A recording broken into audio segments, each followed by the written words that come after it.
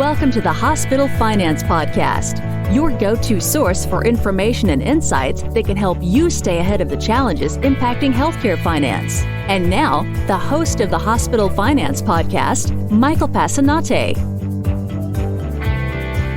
Hi, this is Mike Passanante, and welcome back to the award-winning Hospital Finance Podcast.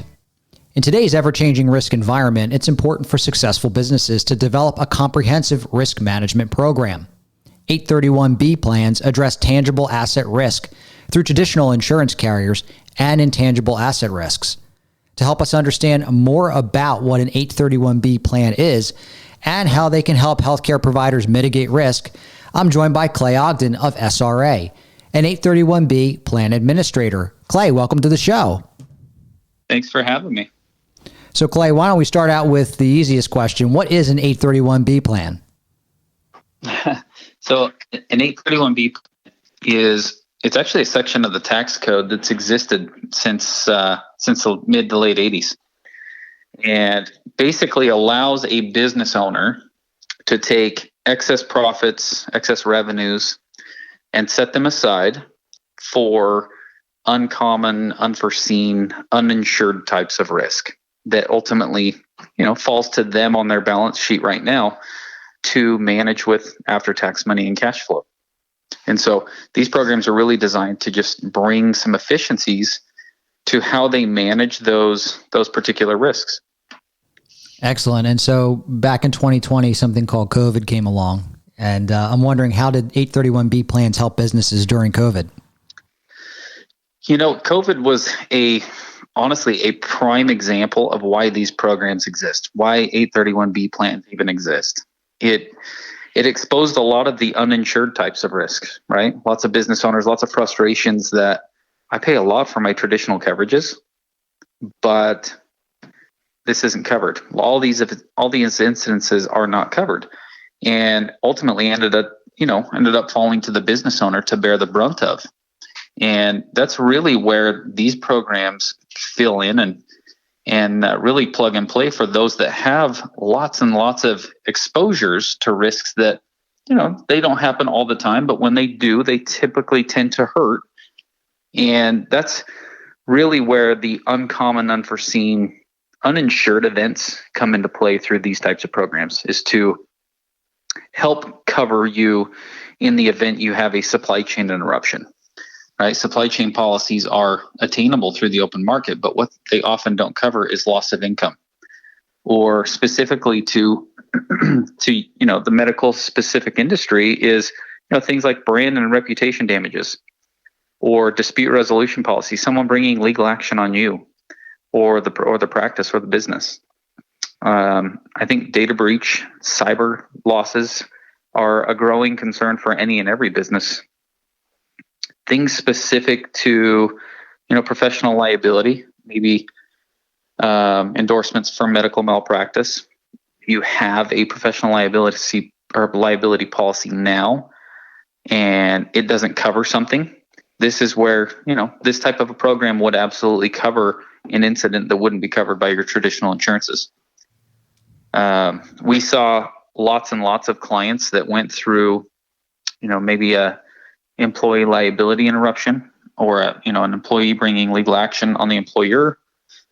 I think that's only, we've only seen the beginning maybe of some of the issues that could spawn from COVID specific, with lockdowns and quarantines and, not being able to perform specific procedures, maybe a loss of a key employee due to an accident or an illness. Again, something that's not covered. But really, that's where these programs really hone in. It's on those uninsured types of risk. Got it. And when you think about our audience, which is primarily comprised of healthcare providers from hospitals and health systems, all the way down to smaller private practices, which entities would you think would be good candidates for an 831B plan? All of the above, potentially. We have a lot of medical professionals that use our program. Whether they have their own practice or their own clinics, or we have some clients that are involved in hospitals. All of the above, honestly, could be a very good fit. It really would come down to, do we have excess revenues? Do we have excess cash flow that we could set aside for these potential risks? And what is the ownership structure, right? Do we have a single member partner? Do we have 2 or 3 partners? Do we have 35 partners? It could get a little bit more dicey trying to figure out ownership structures with that many involved. But the simple answer would be that all of your clients or anyone in those particular spaces could potentially be a client. We already have existing clients in those particular areas. And you mentioned different kinds of risks. What kind of risks do businesses have that an 831B could potentially help with specifically? Yeah, I think looking back to business interruption.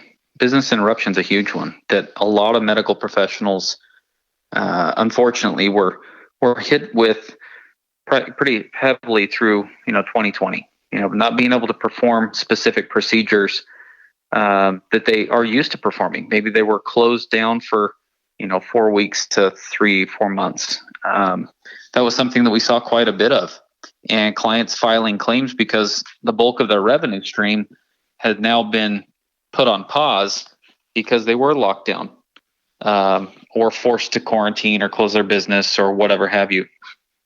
And so, loss of income, loss of revenue is a huge one. I think the brand and reputation side for a medical professional is massive.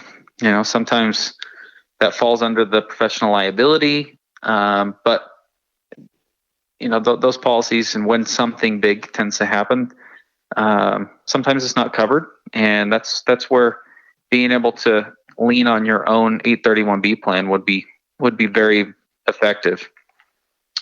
I think the data breach policies for malicious coding, ransomware, phishing, malware is only a growing concern, especially in today's environment.